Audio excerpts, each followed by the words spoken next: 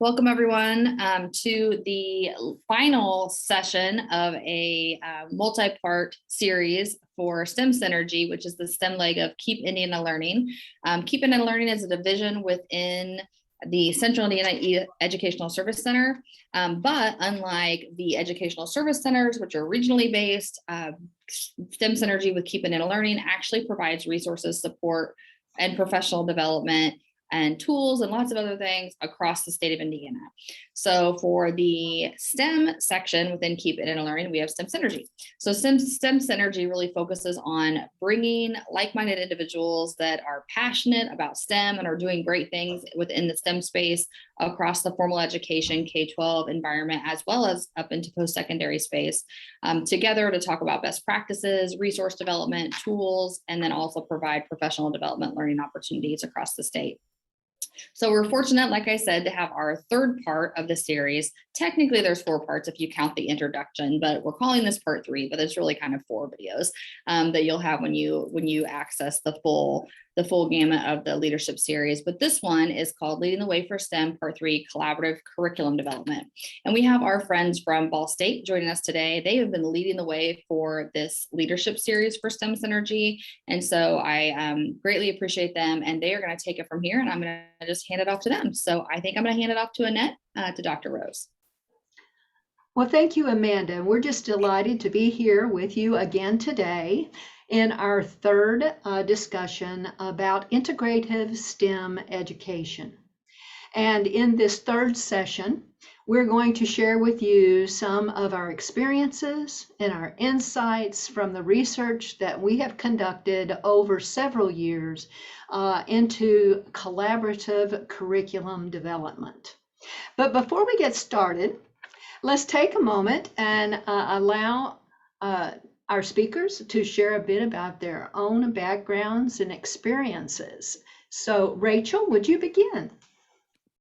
Yes, good afternoon, everyone. My name is Dr. Rachel Giza, and I'm an associate clinical professor at Ball State University in the Department of Educational Leadership, and I've been there for 7 years.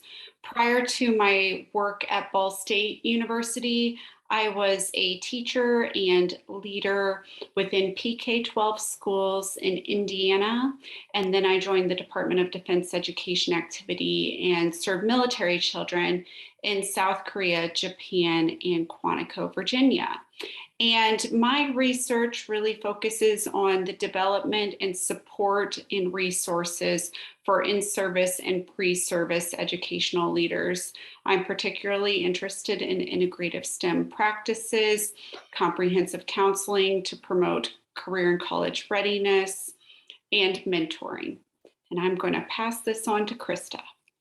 All right, wonderful. Thank you so much, Rachel. And hi, everyone. My name is Krista Stitt, and I am the director of the Center for Gifted Studies and Talent Development at Ball State University. I have been in this position for 5 years, and in this position, I help support leaders, educators, family members in the community in thinking about ways that we can maximize learning environments for gifted and talented students. My PhD is in integrative STEM education from Virginia Tech. And so I also work quite a bit at Ball State in the different STEM and STEAM initiatives that are taking place, such as co-directing a K-5 STEM club and hosting a robotics team. Research interests, I really enjoy the design thinking model out of Stanford and thinking about how we can incorporate design thinking in different ways and weave that within integrative STEM, and also thinking about integrative STEM from not only what's going on in the classroom, but also thinking about this at the organization level as well. Lastly, prior to coming to Ball State, I was a high school science teacher at a magnet school in Virginia. And so I taught disciplines like anatomy and physiology, biotechnology, environmental sciences, and engineering as well. Thank you very much. And Annette, you're next. Hi, all. My name's Mary Annette Rose, and I'm a longtime educator, teacher educator, and curriculum developer. During the first part or half of my career, I worked in grades 5 through 12th grade classrooms in several states and served as a technology and engineering educator. And in that capacity, I collaborated with social studies, mathematics, and science teachers to develop and implement integrative learning experiences. But since 2001, I've been at Ball State University serving as a teacher educator and a curriculum developer and researcher. And currently, I'm in the Educational Studies department, and I'm teaching energy classes, sustainability classes, and of course, a STEM education, integrative STEM education course for graduate students in educational leadership, educational studies, and career and technical education. So today, our goal is to think about integrated STEM curriculum by, first of all, pointing out some of the commonalities, those cross-cutting concepts, principles, and practices by which professionals encounter the world every day. But we'll also have to talk a little bit about some of the ways that we think about these cross-cutting concepts and practices differently. We'll then identify some examples of locally developed integrative STEM curriculum, and we'll characterize qualities of an effective STEM curriculum development team. And of course, we hope that by doing this, we'll all reflect upon some of the key stages and strategies for working collaboratively together to enhance our STEM curriculum. Curriculum, no doubt, your educational preparation and professional responsibilities have resulted in a very deep-seated meaning and expectation for school curriculum. Seasoned educators may bound the content and skills that serve as the scope and sequence for curriculum from a textbook. 30 to 40 years ago, a committee reviewed texts and recommended textbooks to a school board, which approved their adoption. Then in the 1990s, professional organizations forwarded national content standards. And shortly thereafter, state departments of education introduced learning standards that further provided guidance for the scope and sequence of school curriculum. Shortly thereafter, the accountability movement, accompanied by state-mandated testing, prioritized a subset of knowledge and skills that set the minimal expectations for what students should know and be able to do upon graduation from the PK-12 environment. Those boundaries, in effect, are established the scope and the content for integrative STEM curriculum. However, it's that complex and multidisciplinary nature of the problems that we all face, as opposed to the disciplinary structure within our schools, that supports the argument for integrating a STEM curriculum. We believe and we assert that meaningful applied learning results from making the connections between the prior knowledge and new experiences that occur in our real-world situations and our real-world working environment. So an integrative STEM curriculum deliberatively forms connections among the STEM disciplines with the goal of enhancing students' STEM literacy. By that, I mean the ability to identify, apply, and integrate concepts from science, technology, engineering, and mathematics to understand complex problems and to innovate to solve those problems. That definition was provided to us by Balka back in 2011 and characterizes very well what we mean by STEM literacy.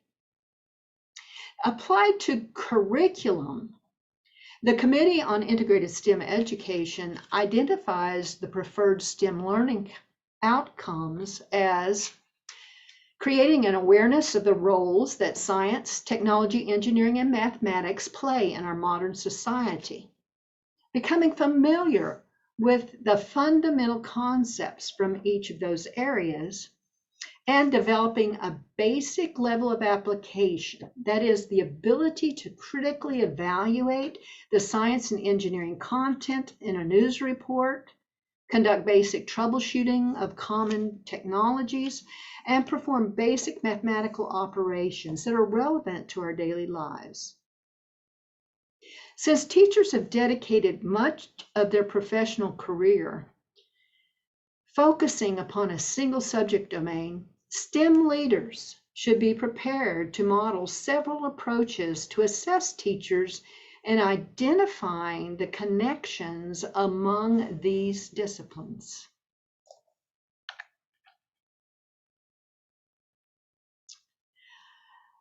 STEM curriculum strives to develop the cognitive, interpersonal, and intrapersonal characteristics, things like communication and collaboration, critical thinking, and innovation skills that some of us know as 21st century competencies.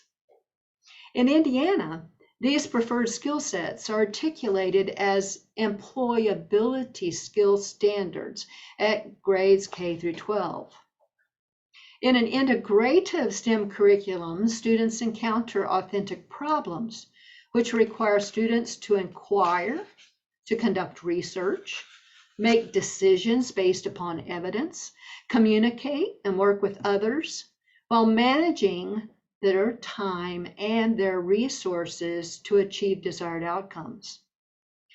Such an effort is intertwined. It requires students to gather data and to analyze, to take risks and recognize mistakes, and develop alternative strategies to overcome the barriers and to persist toward their goals. Although the employability standards are aimed to prepare students for the ever-changing needs of today's workforce, these skills and attitudes are also important for STEM literate citizens to evaluate competing claims, to navigate increasingly complex social and citizenship responsibilities, and solve complex technological problems in our homes and social life. Employability skills and 21st century skills are also known as habits of mind in some fields and contexts. For instance, the Advancing Excellence in P-12 Engineering Education, a research collaborative promoting collaboration across engineering and education communities, emphasizes systems thinking as an engineering habit of mind for high school learners. Within engineering, systems thinking refers to the awareness and understanding that technological solutions are systems of interacting elements and parts that are also embedded within larger, natural and human-made systems that are interconnected and interact in predictable and unpredictable ways. Such a habit of mind drives an engineer to optimize design solutions by assessing impacts to a broad range of systems, including environmental ones, economic ones, and social systems.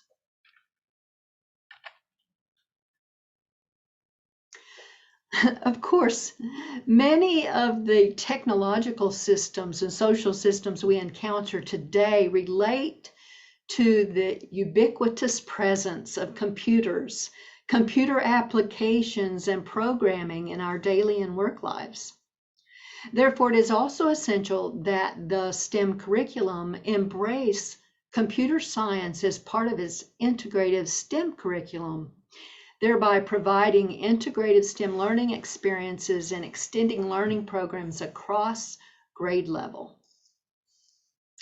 For instance, at Grandview Elementary in Monroe County, students work together across grade levels to complete activities on code.org for Hour of Code. And all grade levels participate in digital citizenship curriculum. 6th grade students complete a coding and application creation project using Scratch that was developed in collaboration with Indiana University.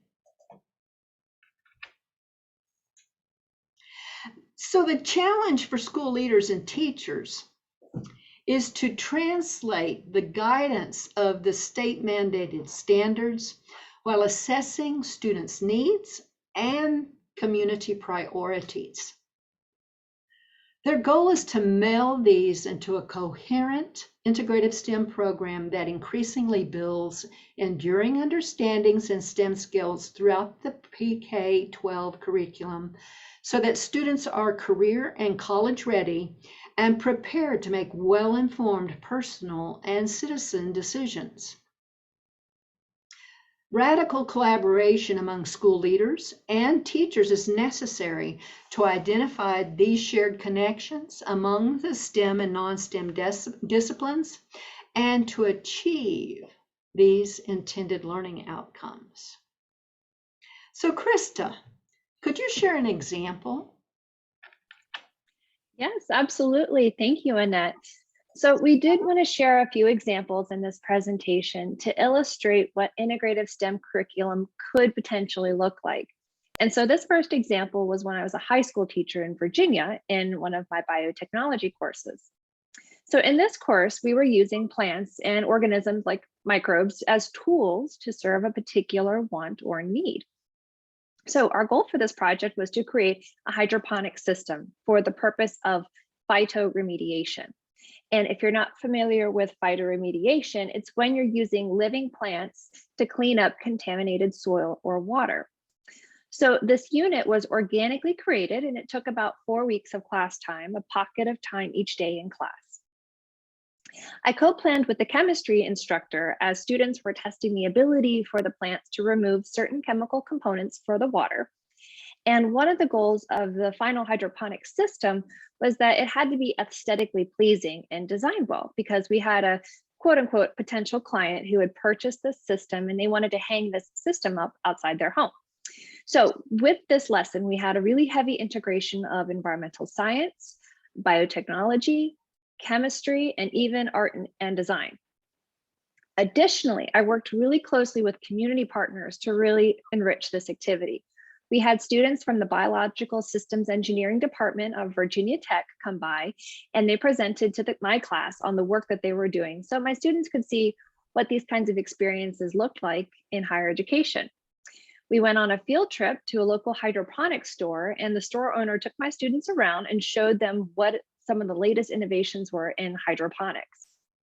And then lastly, this is my favorite part, for their final exam, I took my students on a second field trip to a biotechnology conference that was hosted every year at a local university.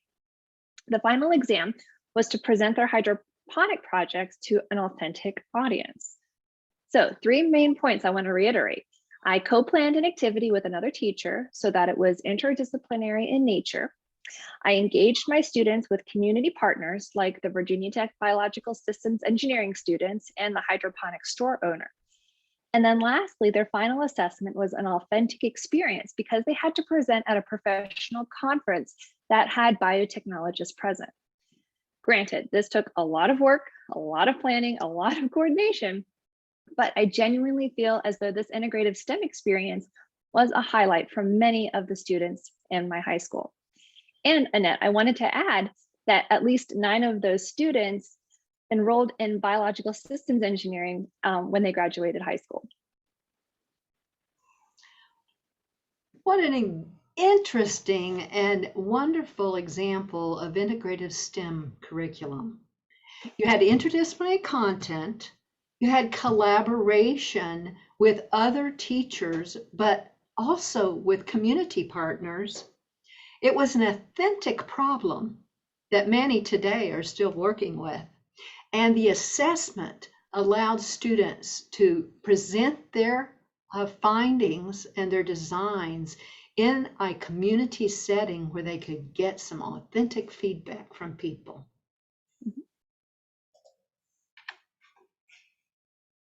But let's consider for a moment that when you have a group of people that have an intention to collaborate and integrate curriculum, that sometimes they don't know where to begin. So school leaders need to be prepared to provide that opportunity and spark imagination. So if we can imagine that the content and practices that are forwarded by the next generation science standards might provide us with the opportunity to see where that spark might originate.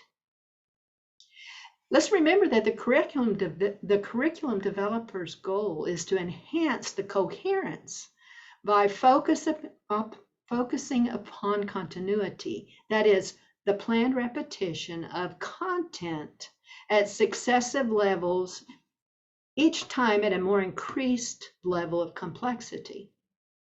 The National Research Council, back in several years ago, proposed a limited number of cross-cutting concepts that connect the science disciplines, technology, and engineering. Focusing the development of curriculum upon these concepts over successive years not only enables students to build progressively more complex STEM understandings and skills, but it also helps them recognize the value of integrated curriculum. For instance, educators from STEM and non-STEM disciplines can envision curricular connections by looking at the cross-cutting concepts identified within the next generation science standards. We can see here and imagine how that patterns could be interpreted from most any discipline. And we can certainly prompt questions about patterns and relationships that are observed in our natural world as well as our human design world. And we can envision how that we can plan and conduct tests to gather evidence about the potential for cause and effect relationships, such as the changes in matter as energy flows and is stored in a biogeochemical system. And of course, we can use this data to innovate and re-engineer and improve our human design systems and address many of the problems we encounter today. While these cross-cutting concepts serve to bridge disciplines, it's important for school leaders to recognize that disciplines might have specific interpretations of a concept, and those interpretations may differ. Rather than assuming a mutual understanding about the meaning of a concept, it is prudent for school leaders and teachers to tease out these disciplinary perspectives by deconstructing standards and discussing those conceptual perceptions. For instance, let's consider the cross-cutting concept of system models. In the science disciplines, models are used to represent natural phenomena and the dynamic processes that occur across time and space. Such things as reproduction, water cycles, or the movement of energy and matter in an ecosystem.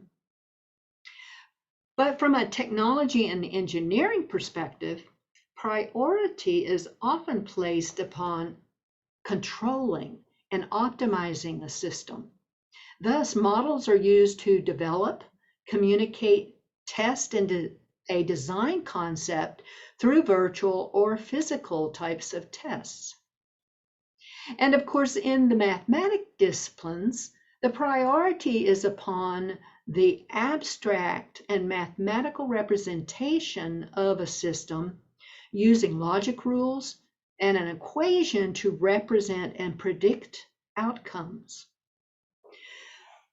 Once multidisciplinary partners grasp the conceptual differences and priorities they might hold, then These partners can better envision strategies to overcome any potential obstacles and help students use these perspectives as versatile tools to deepen their conceptual understandings.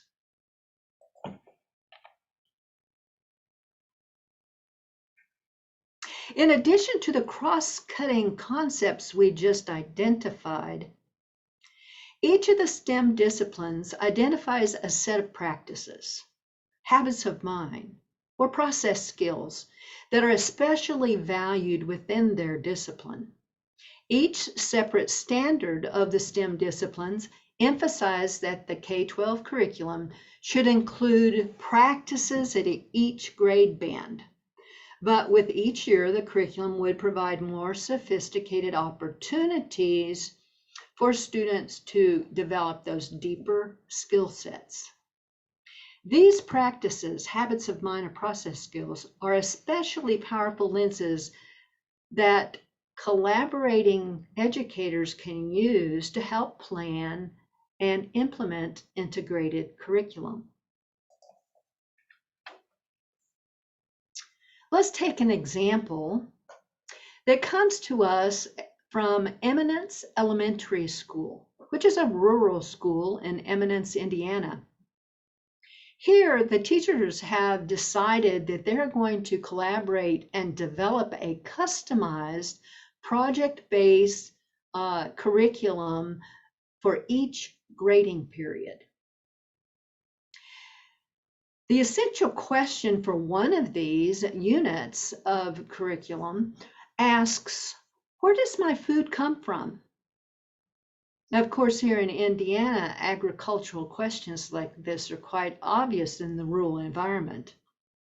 As part of that unit, though, students then inquire into the contemporary issues regarding the pros and the cons of siting wind farms on farmland in Indiana. This unit engages students in a variety of science and engineering practices. Students plan and conduct an investigation into what those pros and cons might be for putting a wind farm on one of those agricultural fields. They obtain and evaluate information from several sources in their community, and they reason mathematically, and they express some of these measurement units and apply it to an area and use formulas to represent these economic decisions. And they relate Indiana's physical landscape to the modern day economic development. The Eminence Elementary is just one example that emphasizes practices from all the STEM disciplines, such as posing questions, gathering evidence, and reasoning abstractly and quantitatively. Then from an engineering perspective, students defined an engineering problem, then developed a model and tested their solution.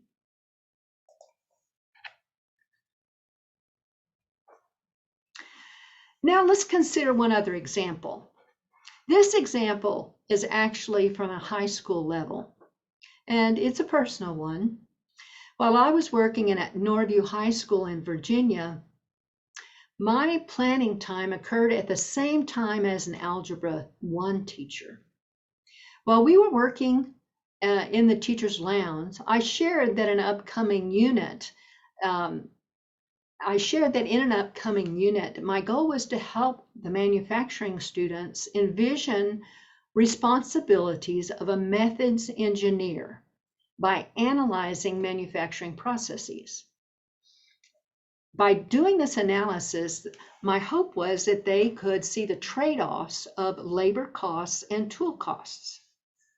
The algebra teacher quickly demonstrated the problem I was describing mathematically by using a matrix to illustrate the comparisons, and she also revealed that her Algebra 1 students were going to study matrices in the upcoming weeks, but that her students had difficulty understanding where in the real world people might use this matrix to help them make decisions. Well, after several collaborative planning sessions between the Algebra 1 teacher and myself, we put together a unit where manufacturing students first designed workflow and fixtures to standardize the operations around a subset of tools that had different sophistication levels. For example, for a drilling operation, the manufacturing students would develop the workflow for a human-powered hand drill, a portable electric drill, and a drill press. At the same time, the Algebra 1 students reviewed the formula for computing a mean, reviewed the axioms for transforming equations and solving inequalities, and applied rules for organizing a matrix. Then we combined the two sets of students, where manufacturing students assumed the roles of being a shop steward, a safety officer, and an inspector, while the algebra students took on roles of being workplace operators, cost estimators, and time analysts. On the first day, the manufacturing students explained the role of a methods engineer while also teaching the algebra students how to safely operate the equipment and take time measurements. On the second day, the algebra students served as the leader. They explained how to organize the data they had gathered in day one into a matrix, how to calculate those means, and demonstrate how to solve an inequality. Then working together, each team of students, the manufacturing and algebra students working together, presented an evidence-based conclusion to support their understanding of the conditions that build to justify an investment in a more sophisticated and expensive technology. In this example, the interdisciplinary curriculum emphasized practices from mathematics, reasoning abstractly and quantitatively, and modeling with mathematics, as well as from technology and engineering when analyzing the interconnection between systems, among the human system, the laborer, as well as the technology and the economic system.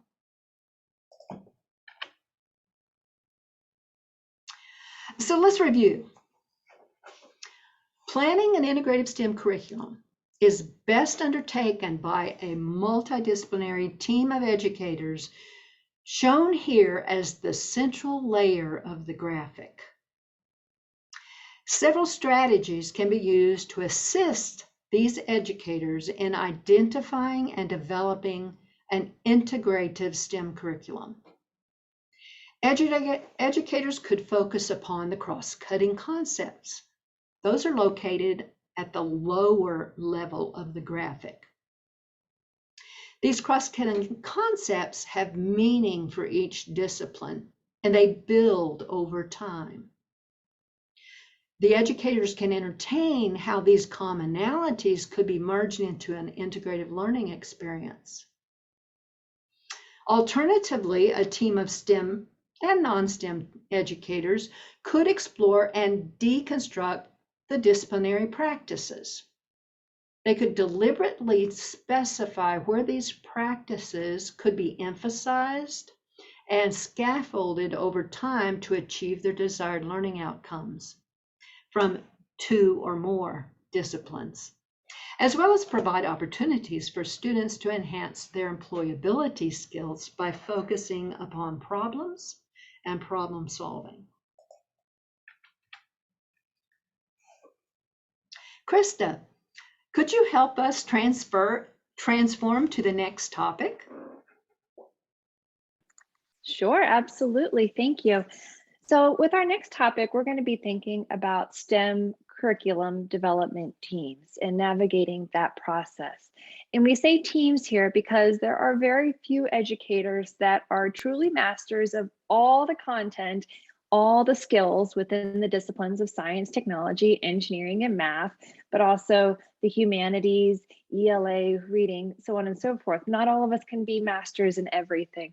So having a cohort of individuals who have strengths in different areas can be very impactful towards developing a robust curriculum that promotes constructs like lifelong learning.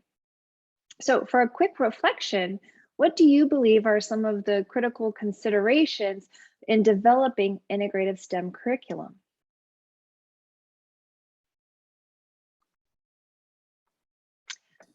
Can you ask that question again? Sure. Thank you. What are the critical considerations when developing integrative STEM curriculum?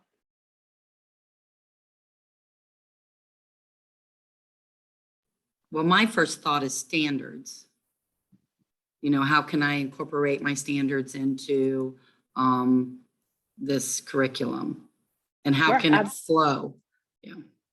Yeah, absolutely. Having the standards there to anchor would be certainly one of the most critical considerations. Right. And the standards from different, obviously from different curriculums, you know, this math standard, this science standard, this technology standard, fitting those into a congruent ball that all, lets them develop together. And I'm so happy that you mentioned that, because we actually have an approach that you can take to be able to do that later on in the presentation. So yes, thank you so much for bringing that up. That's an excellent point. So some of the considerations that we've identified, and of course there are certainly, this is not a inclusive list, scheduling multidisciplinary common planning time, we feel would be an organizational consideration to create that multidisciplinary curriculum. Some considerations with that planning time could be the flexibility for educators to be able to meet. So for instance, would this be them meeting once a week during the school year? Could it be 2 weeks during the summer with consistent follow-up during the school year? What works within the master schedule of the school to be able to get these diverse groups of expert educators together to talk? Additionally, needing that time to co-plan and consider the co-teaching and co-learning that can occur during the school year. The team should also think about setting priorities and benchmarks. What are the goals of the integrative STEM curriculum, and how can we better understand the impact on students with the integrative STEM approach? We also want to think about the roles and commitments of the curriculum team to stay on task. In addition to benchmarks, in what ways may we analyze and reflect upon student data and performance in order to potentially innovate the curriculum in future years? Lastly, the development of the STEM curriculum team itself, who is on it, and what do those individuals bring to the table?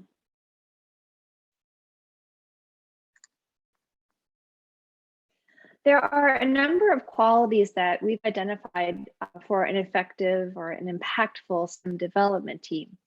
A team that is impactful and successfully interweaving integrative STEM education content, practices, employability skills, habits of mind, cross-cutting skills, whatever the goals are that are hoped to be achieved and envisioned.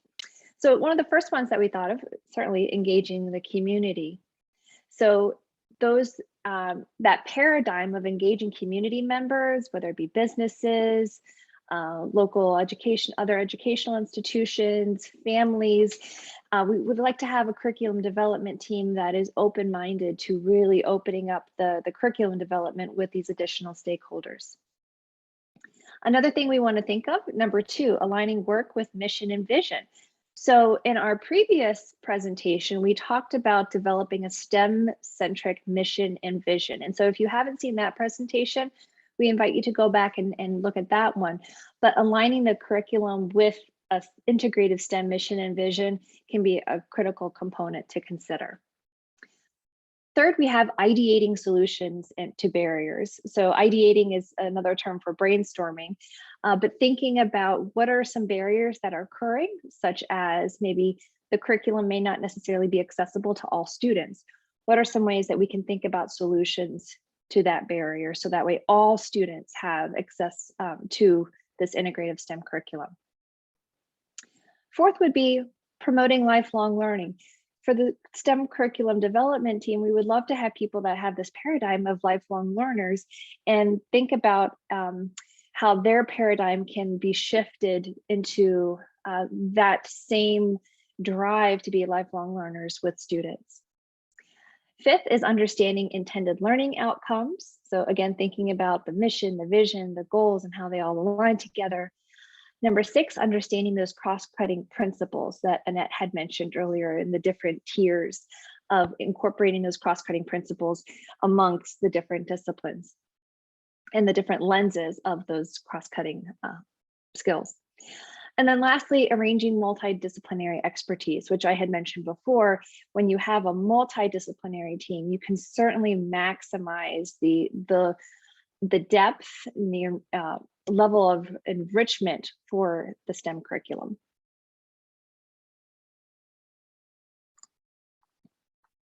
So one example of this collaborative integrative STEM curriculum development team that's developed some wonderful, wonderful content would be the Warsaw Community School here in Indiana.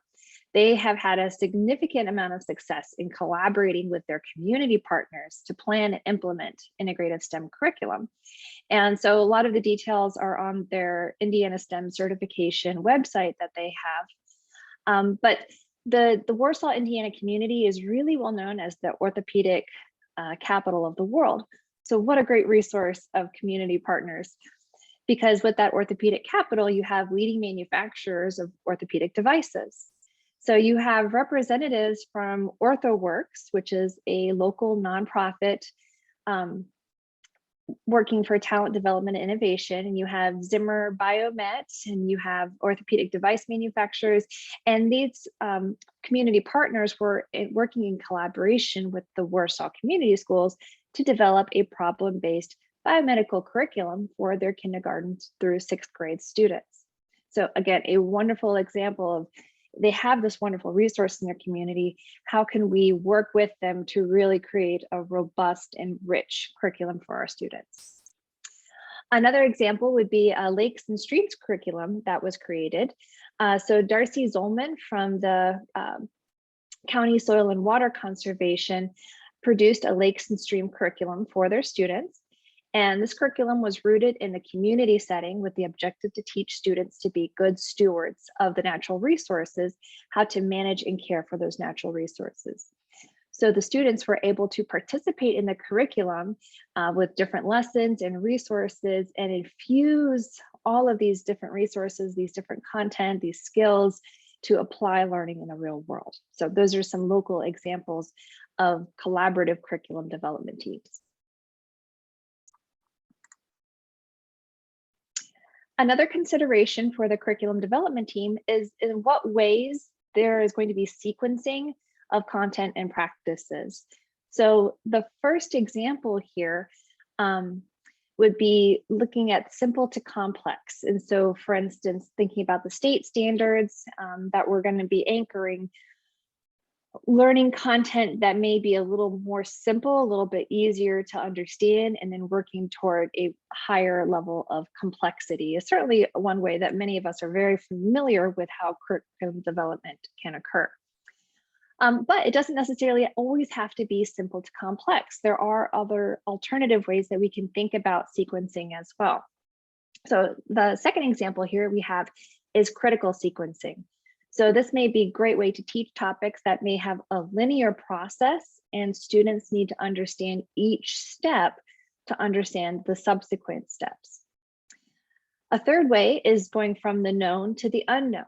And so in this approach, we would be addressing familiar topics to help build the context and then connect to previously known content knowledge and skills with the new content knowledge and skills. Fourth is looking at dependent relationships. And so students would master one objective, which would be requiring prior mastery of another objective. And so again, understanding the relationships of different phenomena or different design challenging concepts to be able to link these together as a sequence. Next, we have supportive relationships. So these could be common elements that are shared amongst different constructs to be able to maximize the transference of new knowledge. cause and effect, so that sequence of causing and affecting. Certainly many of us, especially those in the life sciences, may be very familiar with this, but certainly is very translatable amongst all disciplines. And then one that may not necessarily be as well known for would be job performance order. So learning the sequence that replicates a job sequence.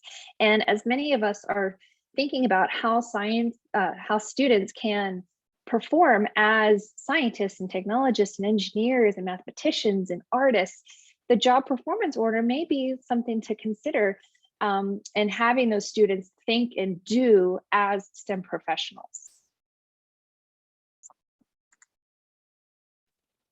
So one particular approach that I really like, because it uses a lot of those sequencing strategies from the previous slide, would be the design thinking model. So the design thinking model, if you're not familiar with it, it's from the Hasso-Plattner Institute of Design out of Stanford University. And if you're not familiar with it, I highly recommend exploring this model in greater depth. As shared by Ruth et al., it's a problem-solving approach with socially ambiguous problem settings. It deals with everyday life problems, which are nonetheless difficult to solve, also known as wicked problems. So to briefly rephrase, design thinking is really a series of steps that a student follows to develop possible solutions to solve real world and ambiguous problems. And so right here, we have in that top bar in blue, the 5 main steps of the design thinking model. We have empathy, define, ideate, prototype, and test and solve. So those are the steps that each student goes through in solving this real world ambiguous problem. So using that hydroponics example from when I was teaching, on the first day of the hydroponics project, I gave my students a problem. We had a client who wanted a natural approach to remove certain metals from the water in their home. So that's the solution we were starting to think about, was phytoremediation, but we couldn't just say phytoremediation. We have to learn about different systems. We need to understand biological systems with plants. We need to understand technical systems as well with our hydroponics unit. So we also needed to think about the aesthetics as well from this potential client. So we have this ambiguous problem. We needed a way to remove metals from this person's water and have it done in an attractive way. So students had to learn empathy first, because when we're thinking about phytoremediation, this is a thinking about contaminants in water and soil is a big problem, not only locally, but globally. This is a big problem. So students had to learn all holistically about this environmental concern. They also needed to think about the client's needs as well in addressing this person's concerns. So from there, we developed empathy. We learned a lot of content, scientific content. We had to define the problem. In what ways can we fix this issue? And phytoremediation was going to be our way to approach this. My students ideated solutions. So they thought of different hydroponic systems. We developed prototypes. So they actually built these in the classroom. They were using tools. They had a lot of mistakes. We had a lot of hydroponic systems fail, water all over the floor. But ultimately, that prototyping, testing, and evolving innovation was something that was really memorable for them. And in order for them to be able to test and evolve, they really had to understand those technological and biological systems that they were working with, which we'll mention again here in a moment.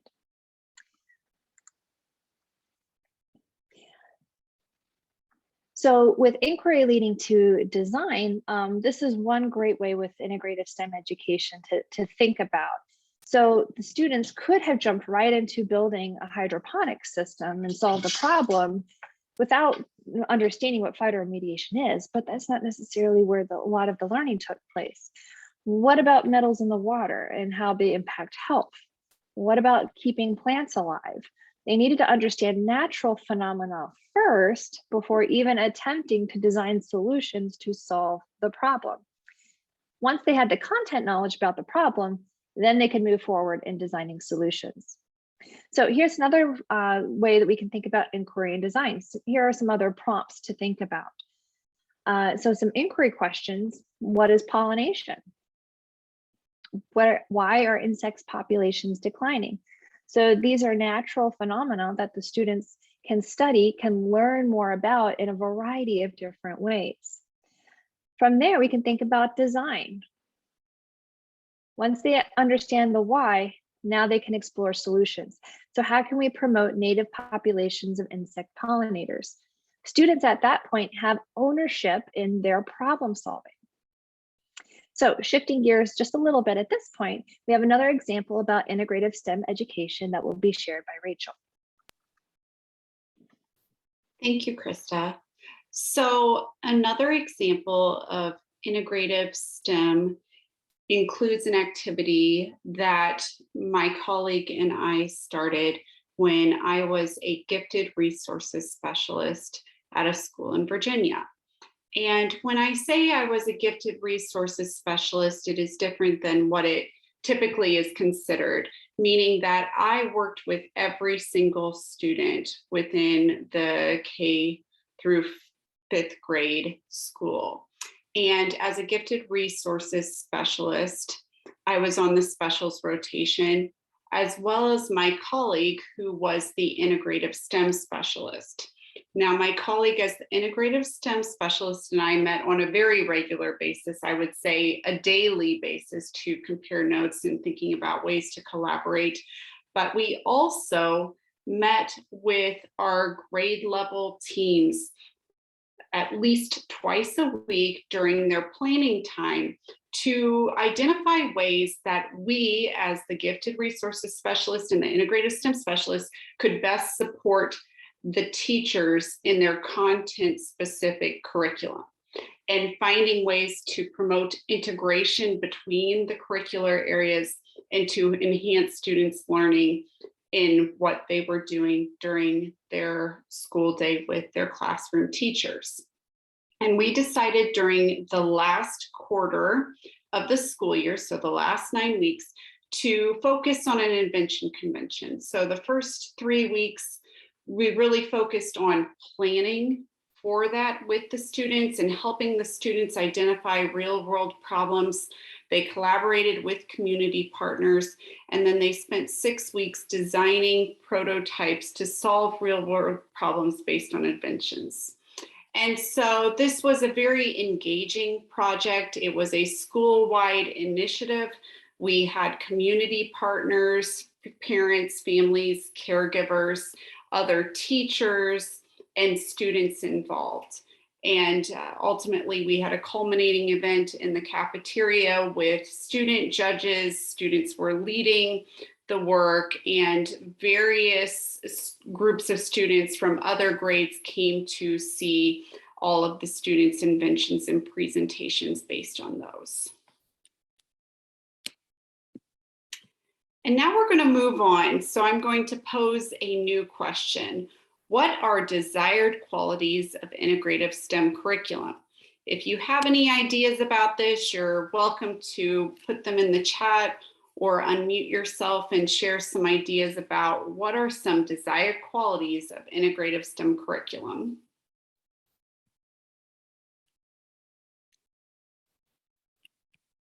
And while you're thinking about that, we'll go ahead and move on, and we'll share some ideas that we came up with. I see one here. Cross collaboration with other subject matters.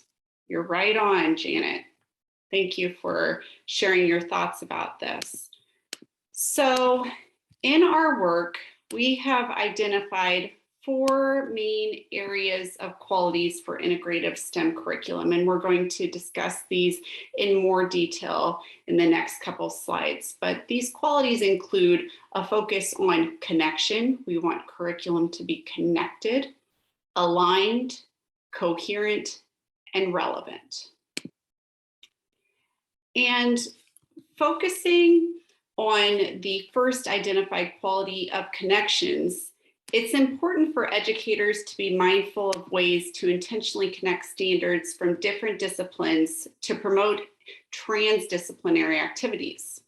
Also, educators need to consider ways to engage in integrative STEM strategies with other educators and leaders through co-planning and co-teaching and utilizing additional resources to enhance efforts for more integrative ways to support STEM education throughout PK-12 schools.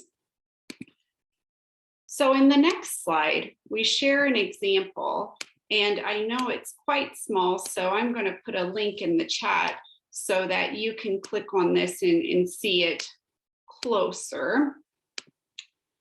So at Grandview Elementary in Monroe County Community School Corporation, teachers create and revise grade level STEM webs on a yearly basis to ensure connections to IDOE academic and employability standards while taking advantages of the benefits of corporation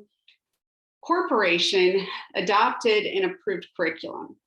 Grandview teachers combine tools and materials from evidence-based programs such as FOSS Science, Bridges Math, and Fontes and Pinot Reading with technology-based resources such as Mystery Science, Nearpod, Newsela, and Learn 360 to deliver all content areas integrated through the lens of STEM. So with that color coding, you can see the different disciplines and how they're integrated at Grandview Elementary. Focusing on the second identified quality of aligned, educators should work together to ensure that integrative lessons are aligned with academic standards or outcomes. Additionally, integrative curriculum should include specific performance criteria that promote transdisciplinary educational approaches. The curriculum should be aligned with several disciplines for integrative learning experiences, and assessment strategies should be designed based on the focused outcomes of the lessons. Assessment strategies might include performance-based, formative, summative, and interim methods. And in the next slide, we provide an example of an aligned curriculum. And within this curriculum, you will see IDOE standards and Common Core state standards. And we've listed the standard or outcome, performance criteria, learning experience, and assessment. So when educators are co-planning, it's important to come together and look at the standards and think about the standards, the performance criteria, the learning experiences that they want the students to engage in, and the assessments that are appropriate given the standards and the performance that we're looking at. So in the third quality of integrative curriculum, we're focused on coherency. So curriculum should be coherent, and it should be logically organized so that teachers can come together and plan not only a week's worth of lessons, but a semester's worth of lessons to support integrative approaches.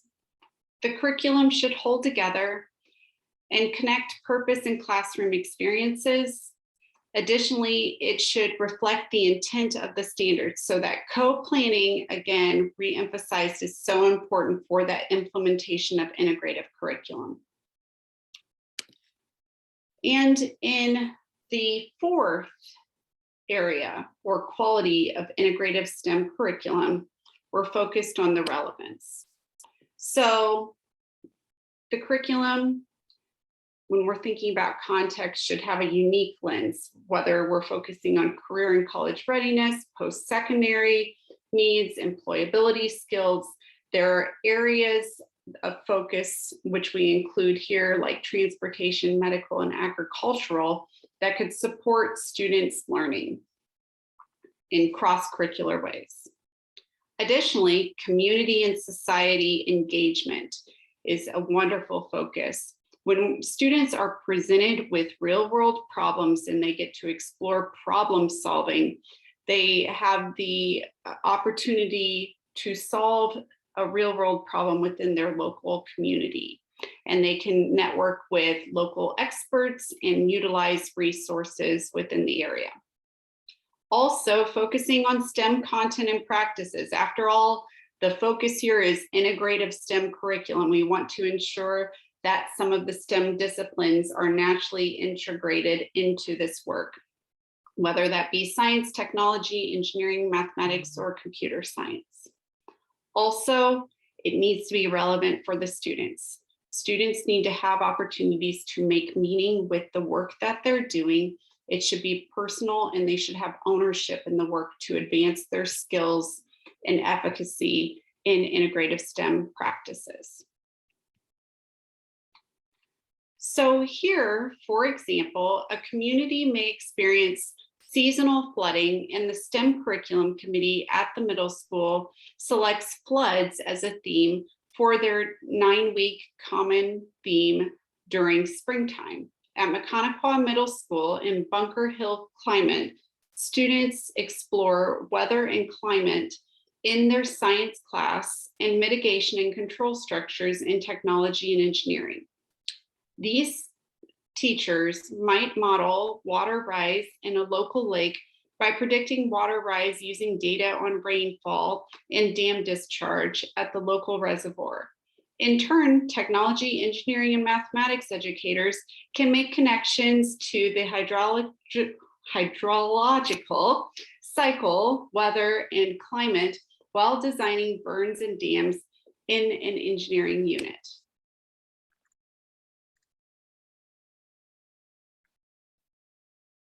All right, thank you so much, Rachel. So we've been talking for an hour now, and it's probably a little overwhelming at this point on how on earth are we supposed to navigate in developing integrated STEM curriculum. And so this is where we were hoping to be able to provide a little bit of support in some key stages and strategies to think about as you're navigating this journey of developing an integrative STEM curriculum that is connected, aligned, coherent, and relevant. So the first step of the curriculum development team is going to be threefold. The first thing that we would recommend is establishing the goals and objectives. Next, identify a challenge and/or a problem for students to solve. And then third, developing a module summary. So you may want to consider input from stakeholders like students or from an inter or multidisciplinary team of teachers and community partners on what this challenge or problem could be. Challenges could be local, in which incorporating local problems like what Rachel had just mentioned in the previous slide, or challenges could be more global in nature, yet still connected to students' lives in some way. So once those three tasks are completed, now we can start filling out these matrices. And so these matrices are modified from Johnson et al., which was created back in 2016. So we updated a little bit and added some other components that we felt were important to think about. So this first matrix here in green is a space to add the standards that must be addressed, like what we had talked about earlier. So some examples in here can be the Indiana standards, but we can also think about other standards like the standards of technological and engineering literacy by the International Technology and Engineering Educators Association, or the ISTE standards by the International Society for Technology and Education. We also have the Indiana standards of different disciplines like computer science, science, math, and the ELA. The second matrix, which is more of a salmon color, addresses the habit of mind or the employability skills. And so you can bring in those Indiana employability skills standards. But what we're looking at here is a theme or an idea behind the design challenge and how STEM professionals use those employability skills to solve that problem. And then lastly, possible strategies that you can use to integrate that employability skill or habit of mind into the curriculum. So for example, one habit of mind is taking responsible risks. How would a scientist, an engineer, or an artist take responsible risks in their field? And in what ways can those be integrated into the STEM curriculum? The next matrix is kind of a light orange color. And so this is prerequisites to key knowledge. What do students need to know before they begin tackling the problem? How do we apply that prerequisite key knowledge? And lastly, as someone that works in high ability education, how can we differentiate for students? How can we differentiate for students that need the prerequisite knowledge before they can start thinking about moving into solving problems? The blue matrix is a space for those desired outcomes, which may differ from the standards-based outcomes. So we already talked about, such as the Indiana standards, but what if there are going to be other desirable outcomes that are important to the school? These outcomes could be things like students developing those employability skills or the habits of mind, creating career and college-ready citizens, developing STEM literate citizens, or even a desirable outcome could be the students participating in an event. These could be varied depending on what's important to the school or to the district. So we have a space here for performance tasks as well that could be added, like are the students going to be creating portfolios or are they going to be creating presentations? And then lastly, we have a space for other measures that are going to be specific to the context of the program.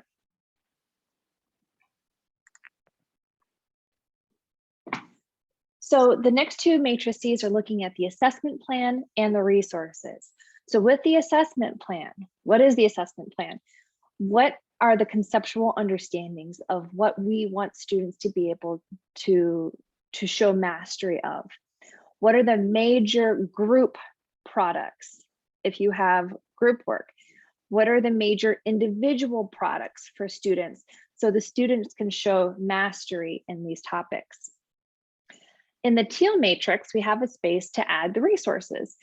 Do you have STEM teacher leaders that have a lot of expertise that are able to co-plan and co-teach the curriculum with others? Do you have community members? Like for instance, my community, I had a lot of engineering students and I had a hydroponic store owner.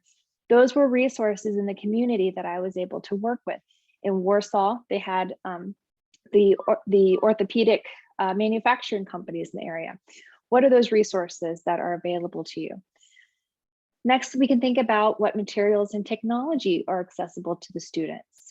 And lastly, what other resources may be there, like literature, movies, documentaries, anything along those lines that can continue to provide those resources to support the curriculum. This last matrix is really more hypothetical in nature, but let's say this is a multi-week project. Having a timeline is an important piece to think about as well. This timeline could be 3 days, it could be 3 months. It's really highly variable to the project. But one of the things that you want to think about with this timeline are the roles of the educators who are hopefully co-planning and co-teaching together for that integrativeness, but also the community partners as well. And what are those roles going to be within the days of this, this timeline?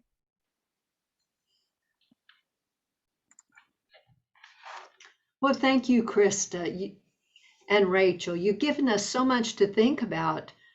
There seems to be a lot of strategies, tools, resources, and challenges that we might have when we're going about collaboratively developing an integrative STEM curriculum. I hope that those of you that have listened and thought about these issues can now identify many points of commonality that curriculum development can begin. Those cross-cutting concepts, principles, and STEM practices are excellent places that we can start to identify common points of collaboration that connects these different curricular areas together. I hope you can identify several examples of locally developed integrative STEM curriculum and characterize qualities of development teams. We certainly have been given lots of things to think about the key stages and strategies for collaboratively developing integrative STEM curriculum. But at this time, if we have any attendees who would like to share any comments or questions with us, we'd certainly invite you to join us at this time.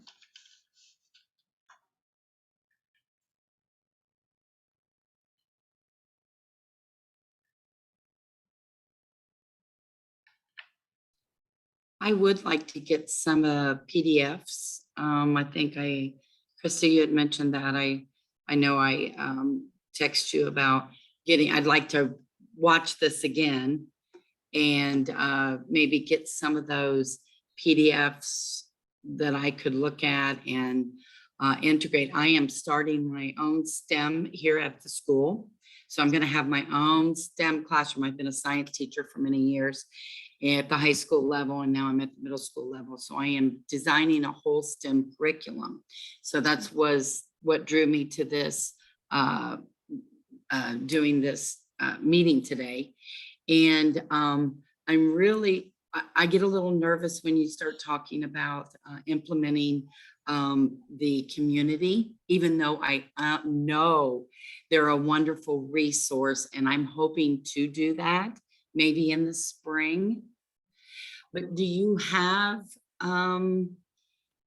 any ideas as to where you would start? I mean, I have some ideas. They would be science and nature, and then bringing in some math when it would come to energy or designing anything hydro, some water supplies or anything like that. But do you have any suggestions as where you would start? I mean, this is brand new.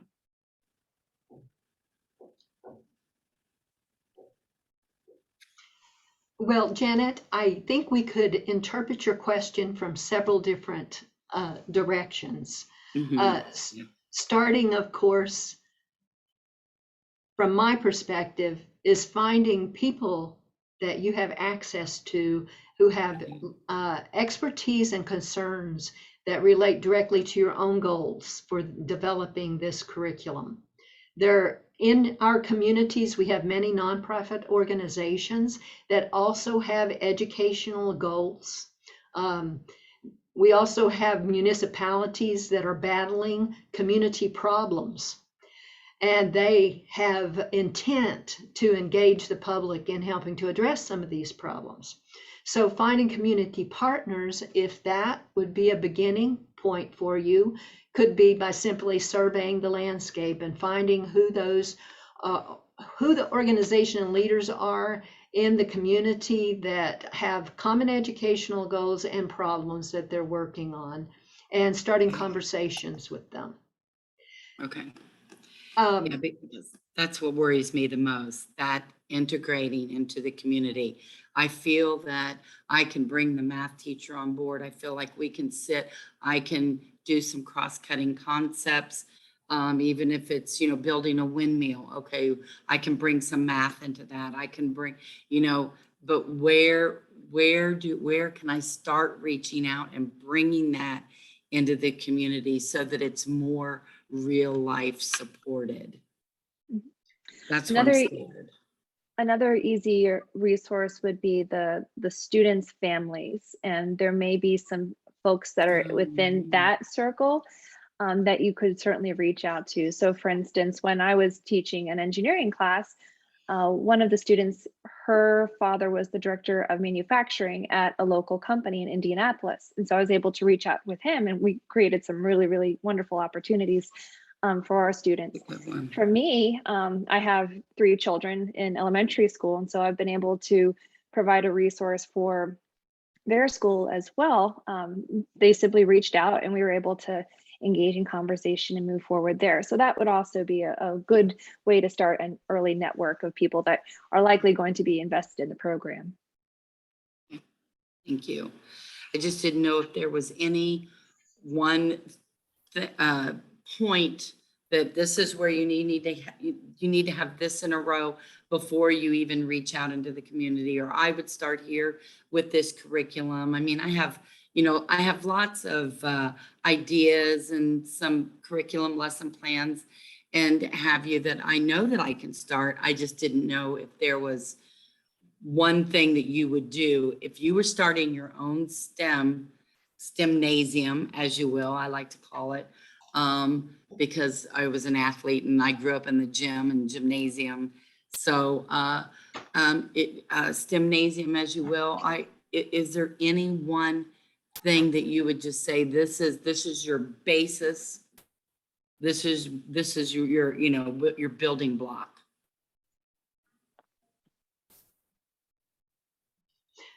You said you have partners already. You can reach out to a mathematics teacher. You can reach out to this educator. Hopefully you also have a school leader who is invested in what you're doing that you can pull in. And I would say establishing a process that those people that are closest to you can get together and throw ideas out and honestly engage in what is possible and what is not possible at your school is really, to me, is the core.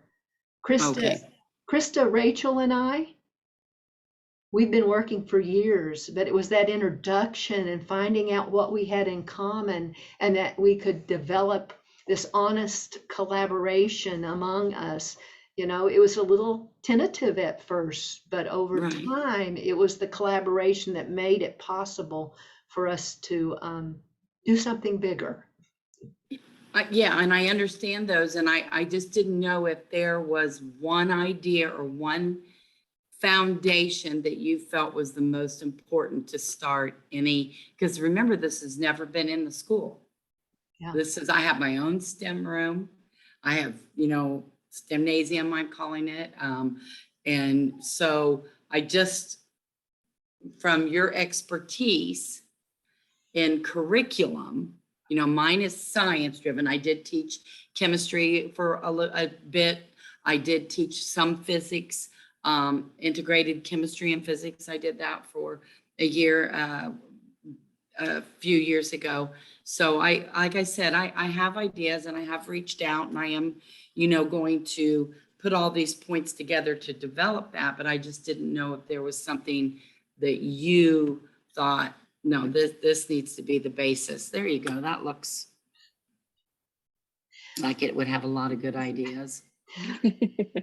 And we don't want to self-promote too much, but there is a book that has many authors that we have co-edited, and it provides some insights into a vast range of topics and issues that you might consider as you launch this initiative of your STEMnasium, which is such an exciting idea in and of itself. Thank you.